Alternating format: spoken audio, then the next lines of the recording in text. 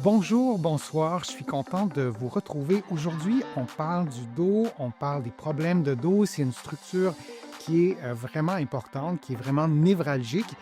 Vous savez, les conseils, les exercices, les informations que je vous donne aujourd'hui ne remplacent pas les conseils et les exercices d'un professionnel de la santé. Je vous invite d'ailleurs à en consulter un pour évaluer, pour savoir quelle est la source de votre problème. Vous allez trouver beaucoup d'informations, beaucoup d'exercices aussi que je vais vous donner aujourd'hui dans mes livres, notamment 99 façons de soulager les douleurs au dos et au cou, et aussi mon plus récent livre, Plus jamais malade. Maintenant, quel exercice on peut faire? C'est pas si intuitif de bouger la région cervicale haute. Mise en garde, il n'y a aucun exercice qui doit reproduire la douleur. Si vous savez que certains mouvements du cou déclenchent des migraines, ben vous ne les faites pas. Vous consultez pour voir si ces exercices-là sont adaptés pour vous.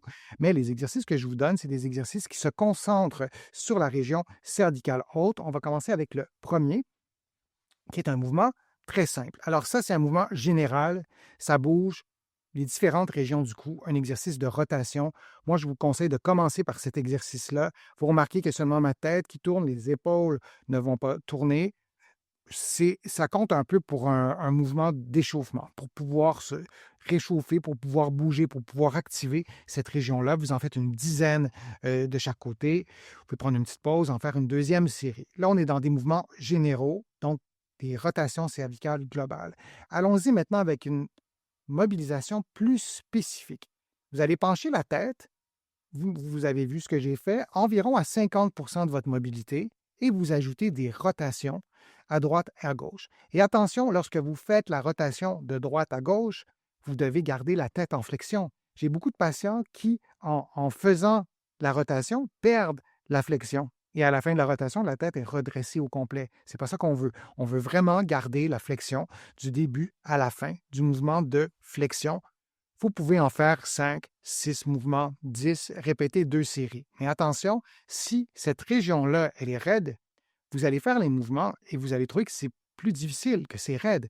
Vous tournez un peu moins, vous y allez plus lentement, vous respirez pendant tout ça, vous ne vous tendez pas. Vous pouvez faire juste une série au début. Vous pourriez faire une série de ce mouvement-là et une série de la rotation que je vous ai montré juste avant. Il faut adapter les exercices.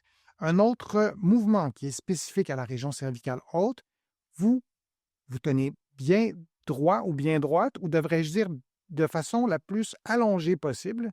Vous placez les mains derrière la nuque et vous rentrez votre menton. C'est un tout petit mouvement. Ce n'est pas un mouvement d'un mètre, c'est quelques millimètres pour certaines personnes, et vous revenez à la position neutre.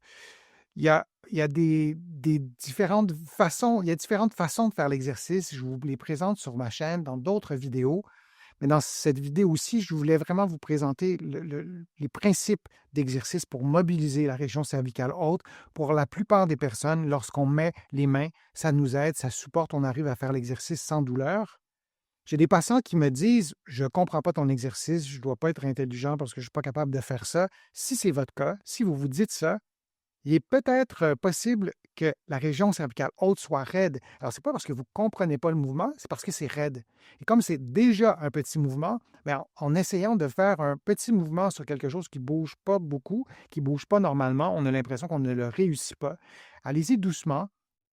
Si vous allez chercher un mouvement d'1 millimètre de plus, ben, vous rajouterez 1 millimètre de plus et allez-y progressivement. Alors, vous pouvez faire l'exercice en plaçant vos mains, comme vous le voyez en ce moment. Vous pouvez ne pas utiliser vos mains. Il y a des serviettes aussi qu'on peut utiliser. Vous allez trouver tout ça dans mes livres et sur ma chaîne pour pouvoir encore plus supporter le cou. Donc, c'est une façon d'adapter l'exercice. À la région cervicale haute, c'est une petite région. On ne va pas faire une demi-heure d'exercice avec cette région-là, surtout pas au début, surtout pas si on n'a pas malheureusement accès à un professionnel de la réadaptation, un physiothérapeute ici au Québec ou un kinésithérapeute de l'autre côté de l'Atlantique, si on n'a pas été évalué. Donc, on y va au compte-gouttes. Ça peut être aussi une façon de dépister une raideur à la région cervicale haute, ces exercices que je vous donne, et peut-être une façon de vous motiver à consulter ou de peut-être mieux comprendre l'importance de consulter dans un contexte de migraine parce qu'on aura une région cervicale haute qui sera raide, qui sera plus sensible, qui aura perdu de la mobilité. Je vous remercie d'avoir participé ces contenus. Je vous remercie de vos commentaires sur les réseaux sociaux. Je vous remercie aussi de contribuer à mes plateformes. Sans vos contributions, ma chaîne YouTube ne pourrait pas être là, je pense. Je vous ai déjà proposé des centaines de vidéos et c'est beaucoup grâce à vos contributions. Et si vous avez contribué, je vous remercie vraiment très sincèrement. J'apprécie. Vous pouvez le faire directement sur YouTube avec le petit cœur qui est, je crois, dans la plupart des pays.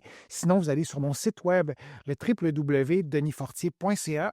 Vous allez pouvoir aussi faire une contribution. Vous allez trouver beaucoup d'autres informations sur les problèmes de dos dans mes livres que vous pouvez trouver partout au Québec et aussi de l'autre côté de l'Atlantique. Il y a des livres sur des thèmes précis et il y a des livres sur la santé générale, sur les douleurs au dos, sur le vieillissement. Vous allez pouvoir aussi vous abonner gratuitement à mon infolettre en visitant mon site web, le www.denisfortier.ca, et vous allez recevoir des courriels hebdomadaires ou des courriels thématiques sur des problèmes précis.